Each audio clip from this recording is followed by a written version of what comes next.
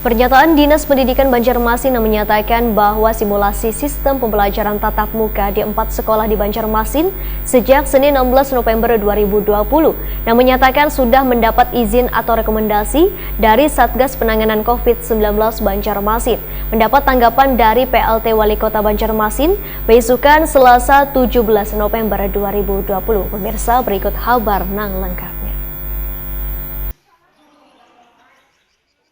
Pernyataan Dinas Pendidikan Banjarmasin yang menyatakan bahwa simulasi sistem pembelajaran tatap muka di 4 sekolah di Banjarmasin sejak Senin 16 November 2020 dan akan berlangsung selama 2 minggu ke depan sudah mendapat izin atau rekomendasi dari Satgas Penanganan COVID-19 Banjarmasin, mendapat tanggapan dari PLT Wali Kota Banjarmasin Hermansah besukan Selasa 17 November 2020. Menurut Hermansah, Wetakuni Prima TV usai melantik dan mengambil sumpah juga janji ASN lingkup Pemko Banjarmasin bahwa Satgas Penanganan COVID-19 Banjarmasin belum ada mengeluarkan rekomendasi terkait pembelajaran tatap muka yang sudah mulai digelar di 4 sekolah menengah pertama negeri di Banjarmasin tersebut. Semestinya menurut Hermansah, setiap kegiatan yang sifatnya mengumpulkan orang banyak harus mendapat rekomendasi terlebih dahulu dari gugus tugas COVID-19 Banjarmasin. Ditegaskannya, permasalahannya kadang lantaran harus mendapat persetujuan dari PLT Wali Kota Banjarmasin. Namun hingga ini simulasi sistem pembelajaran tatap muka yang sudah dilakukan di 4 sekolah di Banjarmasin ini belum mendapat rekomendasi dari Satgas Penanganan COVID-19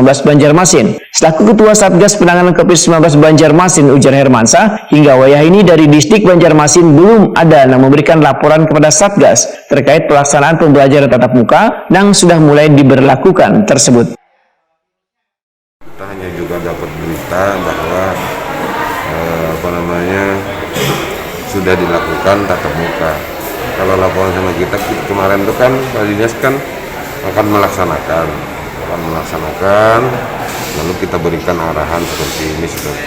Nah, kalau yang pas turun ini kita belum ada dapat laporan lagi seperti apa gitu lah. Seperti apa, dan kemudian juga belum ada menyampaikan khususnya ke Satgas gugus tugas COVID-19. Satgas gugus tugas itu kan PLT Wali Kota ketuanya, kemudian ada berapa wakil ketua, kemudian ada sekretaris. Nah, sampai hari ini tidak ada laporan sama kita yang sudah turun tatap muka berkaitan dengan tapi kemarin yang mau melaksanakan datang memang seperti kita. Nah, sebenarnya harus ada koordinasi lah yang secara komprehensif, karena Satgas ini kan